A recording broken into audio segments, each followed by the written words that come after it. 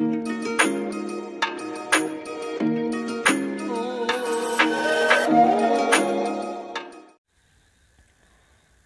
আলাইকুম প্রিয় শিক্ষার্থীরা, আজকের এই ক্লাসে আমি আলোচনা করব নবম শ্রেণীর বাংলা বইয়ের 112 নম্বর পৃষ্ঠারের বিবরণমূলক রচনার ক্রিয়া প্রতিযোগিতা এই রচনাটি। শিক্ষার্থীরা, এর আগের ক্লাসে আমি বাংলাদেশের ফসল এই রচনাটি তোমাদের লিখে দেখিয়েছিলাম। আজকের ক্লাসে ক্রিয়া প্রতিযোগিতা রচনাটি তোমাদের দেখাবো। রচনার নাম হচ্ছে ক্রিয়া প্রতিযোগিতা। প্রথমেই ভূমিকা। দেহ ও মন উভয়ের সমন্বয়ে গঠিত হয় জীবন। মনের উন্নতির জন্য যেমন জ্ঞান চর্চার প্রয়োজন, তেমনি দেহের উন্নতির জন্য প্রয়োজন দেহ চালনা। খেলাধুলা শরীর সঞ্চালনের বিশেষ সহায়ক। এই জন্যই প্রত্যেক বিদ্যালয়ে বিদ্যা শিক্ষার সঙ্গে সঙ্গে খেলাধুলার ব্যবস্থা রাখা হয় এবং বার্ষিক ক্রিয়া প্রতিযোগিতার মাধ্যমে তার মূল্যায়ন করা হয়। ক্রিয়া প্রতিযোগিতা। বার্ষিক ক্রিয়া প্রতিযোগিতার মোটামুটিভাবে একটি নির্দিষ্ট সময় থাকে। যখন পরীক্ষার প্রস্তুতির জন্য পড়াশোনার বিশেষ চাপ থাকে তখন এই প্রতিযোগিতার ব্যবস্থা করা হয়। শিক্ষার্থীরা এখানে না হবে, তখন এই প্রতিযোগিতার ব্যবস্থা করা হয় না। সাধারণত বার্ষিক পরীক্ষার শেষে ডিসেম্বর মাসের শেষ ভাগে ক্রিয়া প্রতিযোগিতার ব্যবস্থা করা হয়।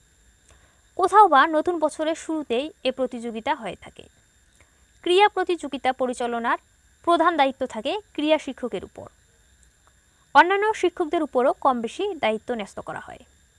প্রধান শিক্ষকও এ বিষয়ে মূল্যবান উপদেশ দিয়ে থাকেন এবং অনুষ্ঠানটি সুচারুভাবে সম্পন্ন করার জন্য তারও যথেষ্ট ভূমিকা থাকে। ক্রিয়া প্রতিযোগিতার প্রস্তুতি। ক্রিয়া শিক্ষক প্রধান শিক্ষক ও অন্যান্য শিক্ষকদের নিয়ে একটি সভায় মিলিত হন। সেই সভায় প্রতিযোগিতার তারিখ ও সময় নির্দিষ্ট করা হয়। একটি কার্যসূচি তৈরি করা হয় এবং ক্রিয়া শিক্ষককে সাহায্য করার জন্য অন্যান্য শিক্ষকগণের উপর কিছু দায়িত্ব অর্পণ করা হয়। প্রতিযোগিতার বেশ কয়েকদিন আগে থেকেই প্রাথমিক বাছাইয়ের কাজ চলতে থাকে। কে কোন প্রতিযোগিতায় অংশগ্রহণ করবে তা এই বাছাইয়ের মাধ্যমে চূড়ান্তভাবে স্থির করা হয়। এরপরে প্রতিযোগিতার দিনের বর্ণনা। অবশেষে আসে বহু প্রতীক্ষিত ক্রিয়া প্রতিযোগিতার দিনটি। পত্রে পুষ্পে সুসজ্জিত হয় যখন ক্রিয়া প্রাঙ্গণ। ছাত্রছাত্রীরা উপস্থিত হয় সুসজ্জিত বেশে। এদের মধ্যে কেউ বা প্রতিযোগী আর কেউ বা দর্শক। আসেন শিক্ষকবিন্দু, অভিভাবক মণ্ডলী এবং নিমন্ত্রিত অতিথিবিন্দু। সাধারণত প্রধান শিক্ষকই থাকেন অনুষ্ঠানের সভাপতি। প্রশাসনের উচ্চপদস্থ কর্মকর্তা, রাজনৈতিক বিশেষ ব্যক্তি এবং একজন সম্মানিত ব্যক্তিকে নিমন্ত্রণ করা হয় প্রধান অতিথি রূপে। সভাপতি ও সম্মানিত অতিথি বিশেষ আসনে উপবেশন করে।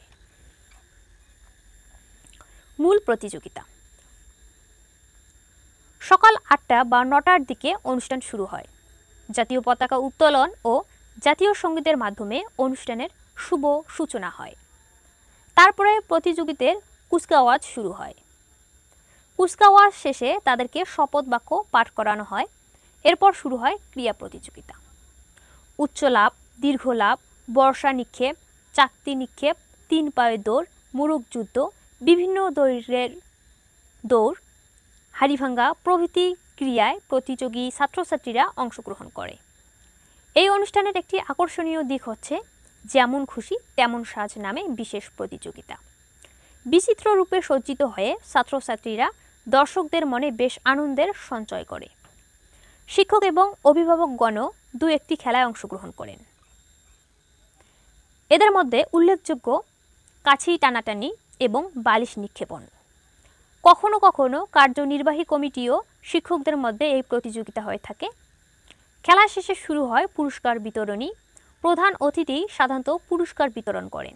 করতালি ও হর্ষধ্বনিতে মুখর হয়ে ওঠে সমগ্র এলাকা। অবশেষে সভাপতি খেলাধুলার উপকারিতা সমন্বয়ে একটি সংক্ষিপ্ত অথচ সারগর্ভ বক্তৃতা দিয়ে অনুষ্ঠানের সমাপ্তি ঘোষণা করেন। উপসংহার। ক্রিয়া প্রতিযোগিতা কেবল একটি প্রতিযোগিতারই আসর নয়, এটি ক্রিয়া মনোভাবেরও এক অসাধারণ প্রদর্শনী। খেলোয়াড়রা একে অপরের প্রতি শ্রদ্ধাশীল থাকে এবং ন্যায্য খেলার নীতি মেনে খেলায় অংশগ্রহণ করে। দর্শকরাও উদ্দীপনা ও উৎসাহের সাথে খেলা উপভোগ করেন। ক্রিয়া প্রতিযোগিতা সকলের জন্যই একটি অনুপ্রেরণাদায়ক অভিজ্ঞতা তৈরি করে। এটি প্রমাণ করে যে ক্রীড়া শুধু খেলাধুলাই নয়, বরং এটি একাত্মতা, বন্ধুত্ব এবং ন্যায্য প্রতিযোগিতারও একটি মাধ্যম। এই প্রতিযোগিতা থেকে আমরা শিখতে পারি জয়ী হওয়া সবসময় গুরুত্বপূর্ণ নয়, বরং গুরুত্বপূর্ণ হলো সর্বোচ্চ চেষ্টা করা এবং ক্রীড়া মনোভাব বজায় রাখা। তো শিক্ষার্থীরা, আজকের ক্লাস এখানেই শেষ করছি। পরবর্তী ক্লাসে নববর্ষ উদযাপন এই রচনাটি তোমাদের সুন্দর করে লিখে দেখাবো।